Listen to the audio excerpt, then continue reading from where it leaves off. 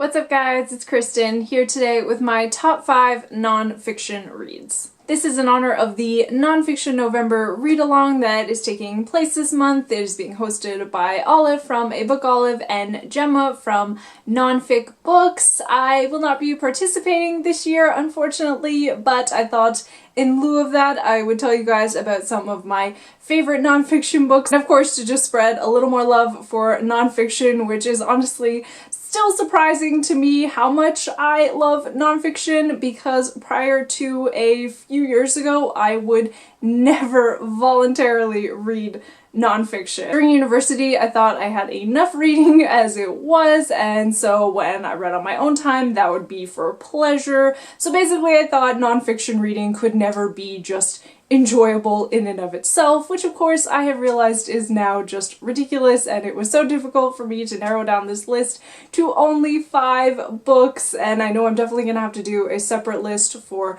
my top 5 memoirs alone. So for this list, I did kind of try to pick different subgenres of nonfiction to give a more wider recommendation list. So the first book that I want to talk about was kind of my gateway, so to speak, into the nonfiction world. It is called Empty Mansions by Bill Dedman and Paul Newell Clark Jr. I guess this one would be classified as biography because it is about the life of a famous heiress named Huet Clark. It looks like Hewitt, so I never pronounce it right. She was the daughter of one of the richest men in America around the turn of the century. They were on the same level as like the Rockefellers. He left almost his entire fortune to her, and when she died at the age of 104, she had nearly $300 million in inheritance, but she never signed a will. So naturally, after she died, there was the ensuing chaos of everybody trying to stake a claim on her fortune, and the main players though were her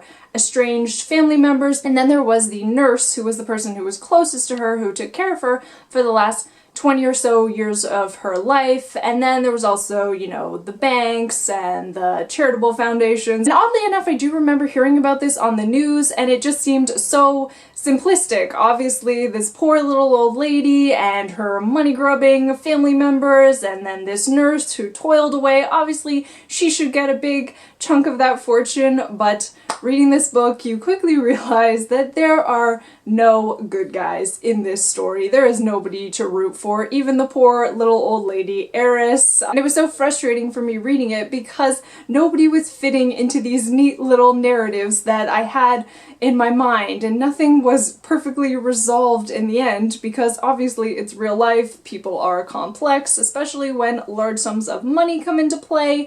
You see people's personality traits really come out. Next up, one of my favorite science-based nonfiction book is The Greatest Show on Earth by Richard Dawkins. I know he is more famously known for his other book, The God Delusion, but I very much preferred this, mainly because I felt like in his writing of The God Delusion, it came from such a place of anger. It felt very condescending in a way and just wasn't exactly an enjoyable read, but this, on the other hand, comes from his passion, which is science and the study of evolution, and is very informative, and he lays everything out in an easy enough to understand format, but again, not talking down to the reader, and just in general, the wonder and beauty and amazement, not to sound totally cliche, of Mother Nature and what scientists have been able to discover over the past century or so. Now, of course, as I said, there has to be some memoirs on this list, and it was so difficult to narrow down, but this is actually the first memoir that I ever read. It's called Let's Pretend This Never Happened, a mostly true memoir by Jenny Lawson. Funny story with this book, I had just bought it and I was gonna read it on my lunch hour, and only a few pages in, I was already laughing hysterically, which I'm sure you can imagine looked slightly odd, me just sitting there all alone laughing hysterically. So it got to the point where I had to close the book, stop reading, and go buy a magazine to read so that I didn't scare everybody else around me. She briefly details little episodic moments all through her life, starting of course with her very unorthodox childhood, which I found to be the funniest parts of the book, and then going into her teens and into her adult years and her struggles with mental health. But of course, as I said, she deals with most of this with a great amount of humor and lightness. And I don't know why I have not gotten around to reading her second memoir, Furiously Happy, yet, but I am definitely going to. Next up, I have a sort of true crime mystery-esque nonfiction book, and it is Dead Mountain, the untold true story of the Dyatlov Pass incident by Donnie Ecker. This is the story of 9 hikers who in 1959 went into the Russian mountains close to Siberia, and unfortunately they were all found dead, but they were all found under very mysterious circumstances where their tent had been torn open. They were all found in different locations about a mile from their tent. Some of them weren't wearing proper clothing, they didn't have shoes on, someone's tongue was missing. There was of course an investigation done at the time, but they could not figure out what led to their deaths, and then afterwards it was kind of quickly hushed up and people didn't ask questions anymore, which led to, you know, conspiracy theories that did it have something to do with the Soviet government, not exactly known for their transparency. And still to this day, no one has been able to figure out what happened to them.